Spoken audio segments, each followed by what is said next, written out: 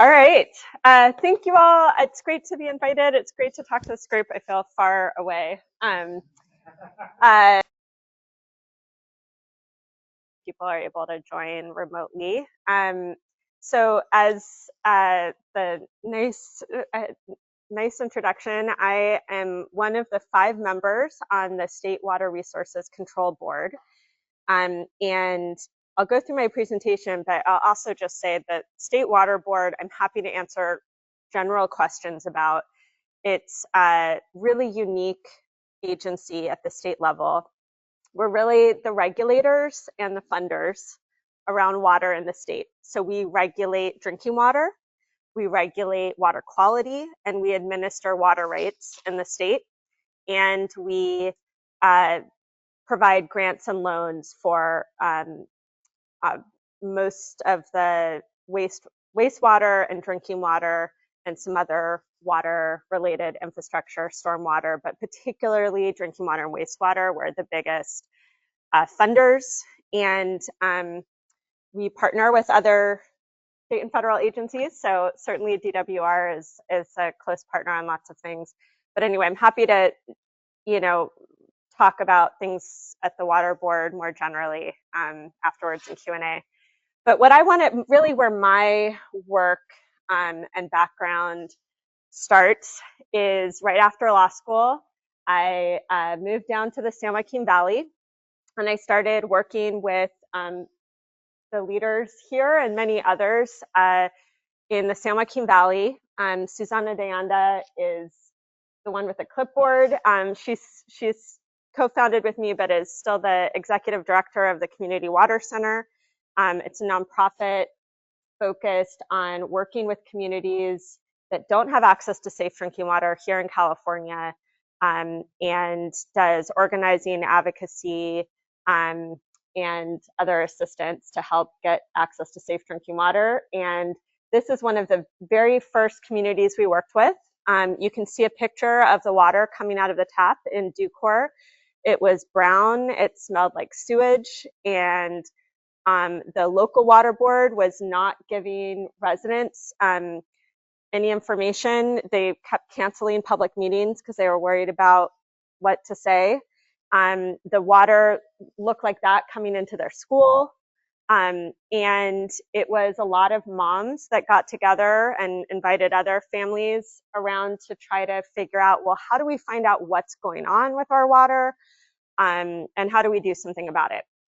And so that really started a lot of my work. I was an attorney, so a lot of what I was doing was just trying to untangle the bureaucracy that is, drinking water regulation, honestly, in figuring out, okay, well, who is in charge of providing the water, and how do you find out if it's safe, and who's in charge of regulating them if they're not doing their job?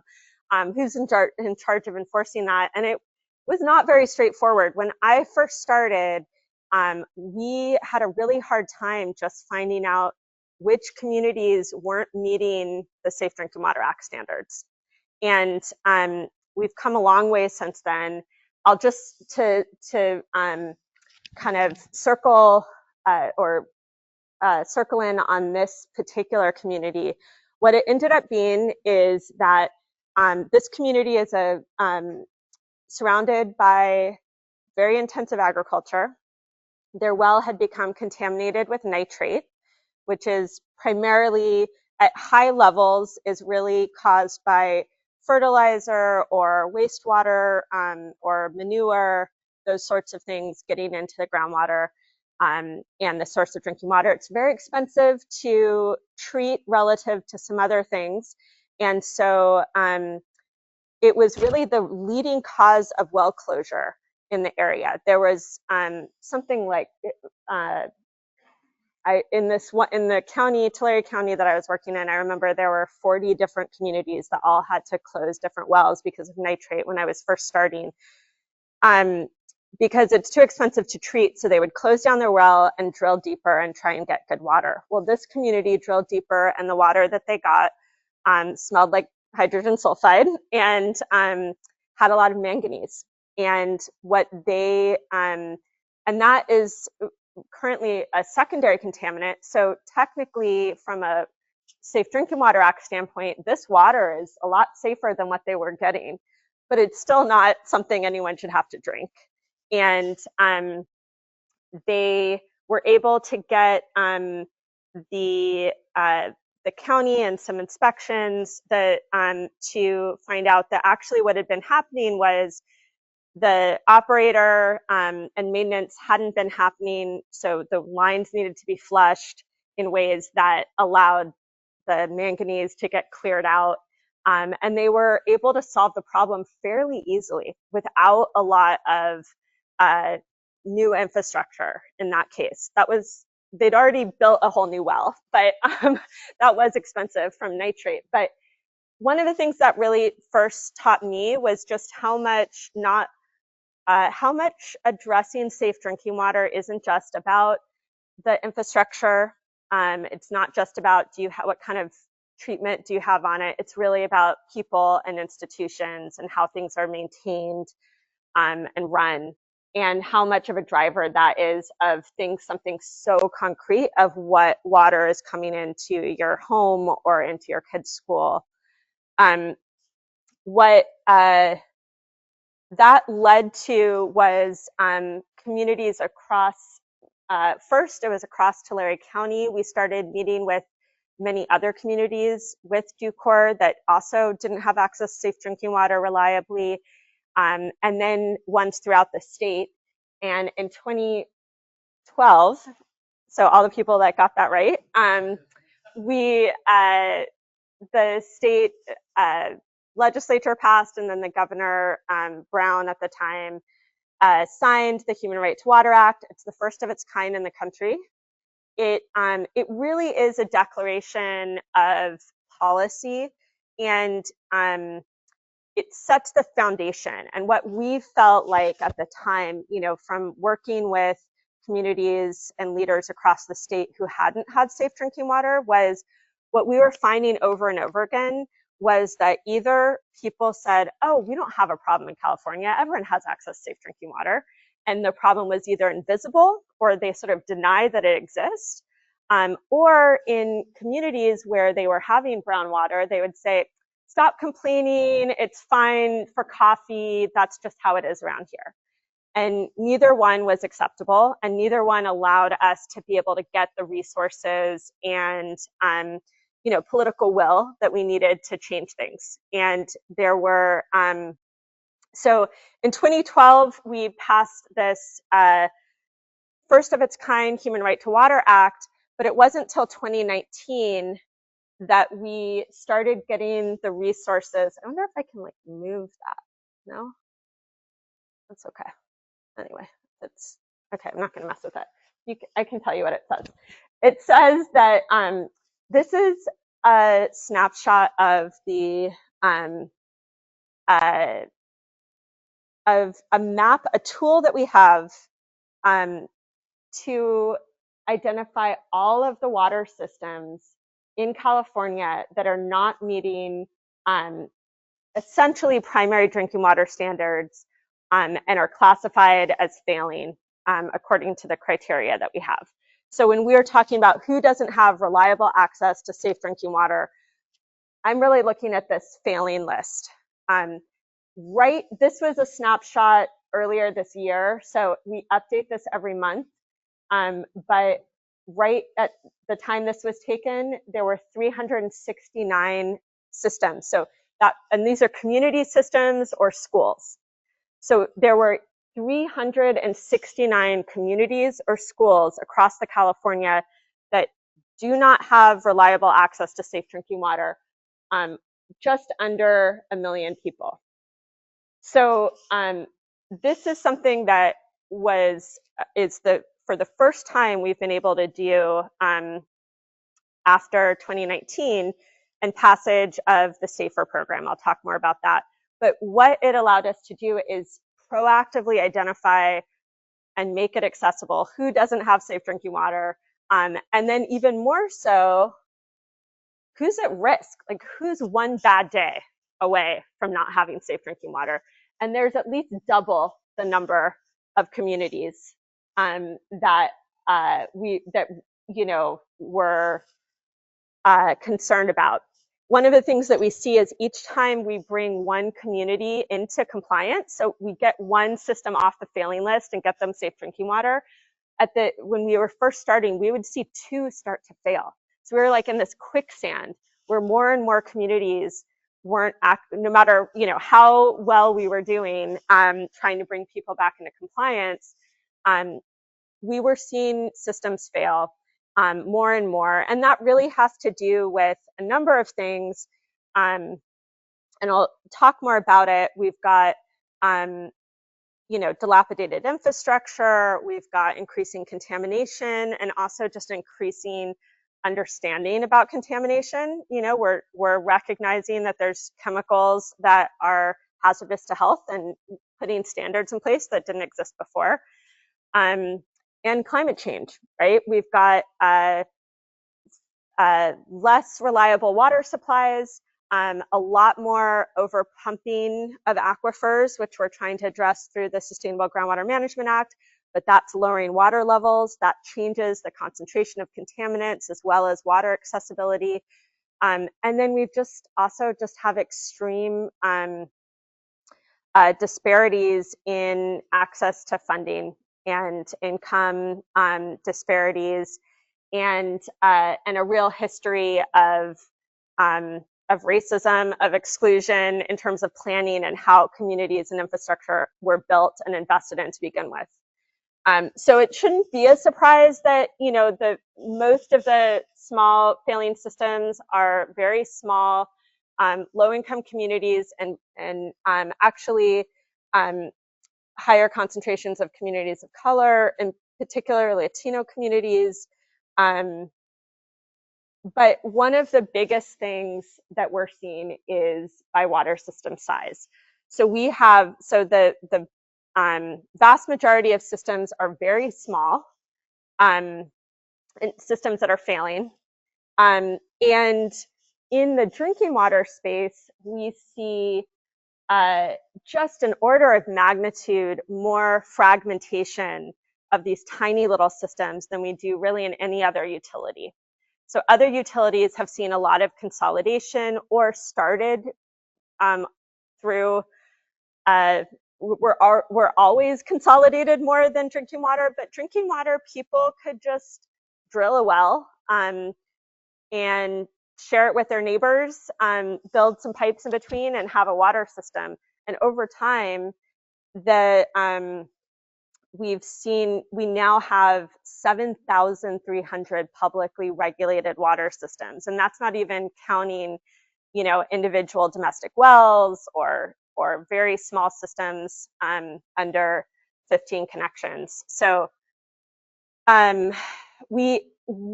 this is really a major focus of ours as we see how to intervene and solve this issue of ensuring access to safe drinking water.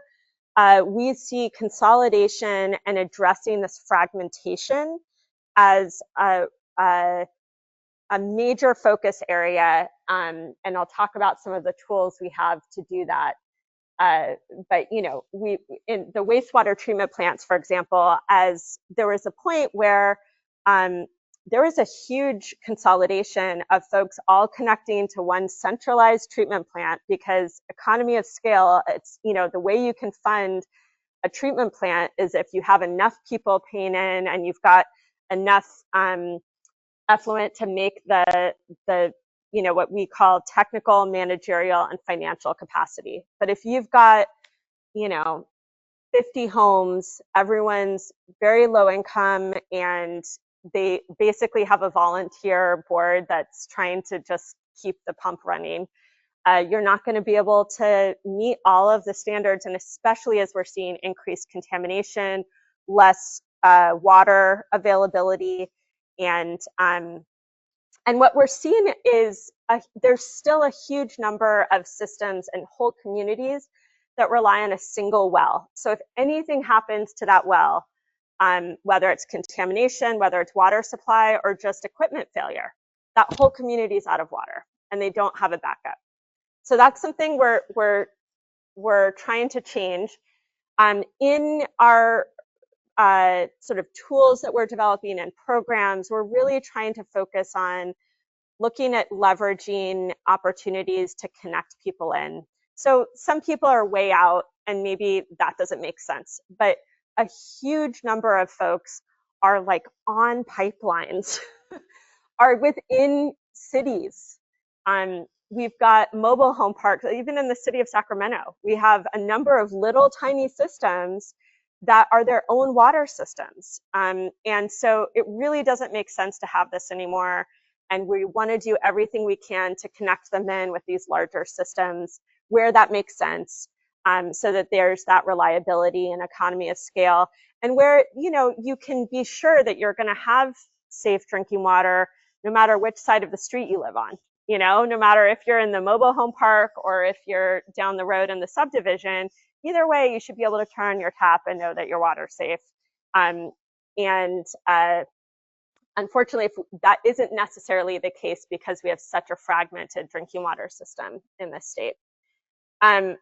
So I came on board I had been in the NGO space. I'm an attorney, did a lot of work for little local water systems as well as some advocacy. But I came on with the Newsom administration in 2019, right when we passed and the governor signed the Safe and Affordable Drinking Water Fund. And we created the SAFER program, which stands for Safe and Affordable Funding for Equity and Resilience. And this is pulling together a lot of some things that already existed, but everything together to proactively try to address this issue of people, hundreds of systems that really have been stuck. Like I've been working on this for now over 20 years, and they have, there are communities that haven't had safe water that whole time. So 20 years of not being able to access safe drinking water in your community. So that's, at least a generation really that has grown up thinking you can't drink the water from the tap. We need to have a strategy to change that. And so what we do is do a major drinking water needs assessment that produced those maps that I showed you that had where the failing systems are, where are we at risk, what are the indicators of that, tracking what funding and projects are happening, and identifying how much funding needs there are, what funding needs there are. That really has driven some of the investments that have been made.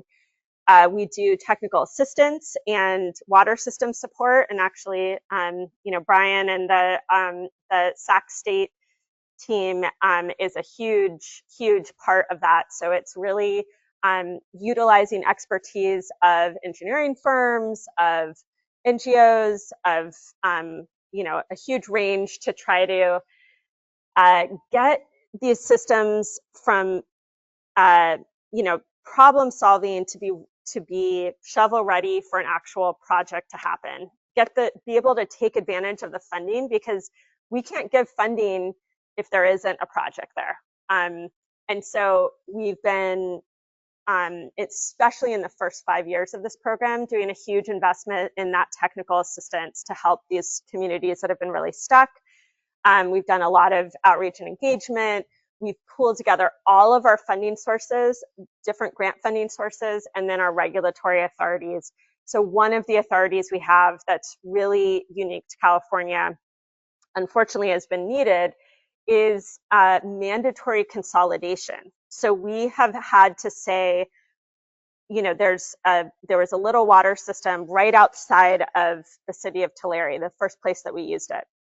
And the city of Tulare refused to connect that water system in, even though their wastewater treatment plant was in that community. All the kids went to school together. It was like bordering it.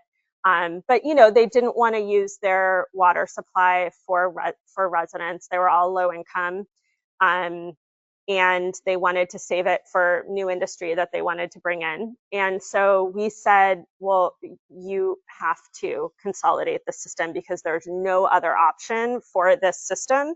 That's the most feasible option.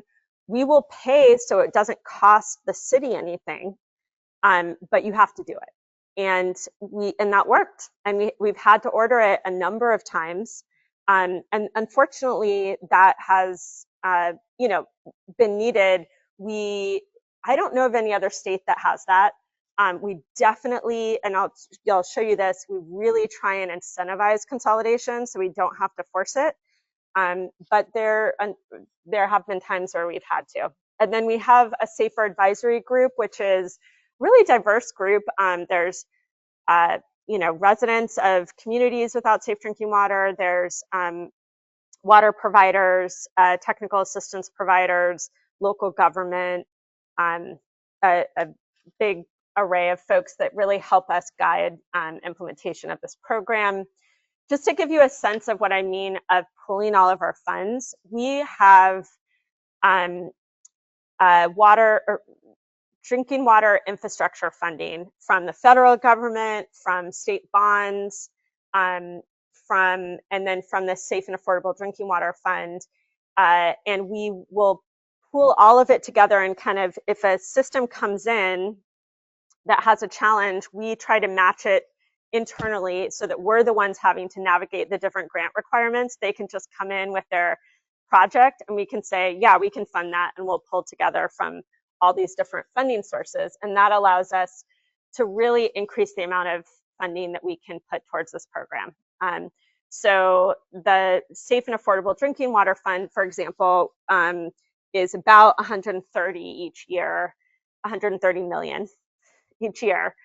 But we've been able to, for example, for this fiscal year, have 843 million potentially available for projects. So most of that is for capital funding and planning, but we've also used funding for interim water and emergencies, especially in the drought. We had to do a lot of that.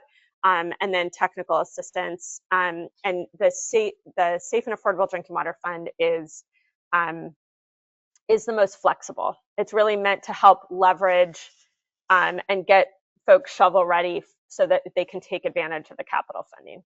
Just to give you a sense, I won't spend a lot of time on this with this group unless you want it, but we fund all kinds of things to help get a project done. So we do the engineering, but we'll also do, and the environmental, we'll also do legal costs and consolidation agreements and water rate studies. We'll help purchase property, source water capacity charges, all kinds of things that we can cover in our funding. And this is really a example of how we are trying to really focus in and incentivize and prioritize consolidations. What we're trying to do here is not just keep doing Band-Aids, but be able to transition systems to have safe water in the long term.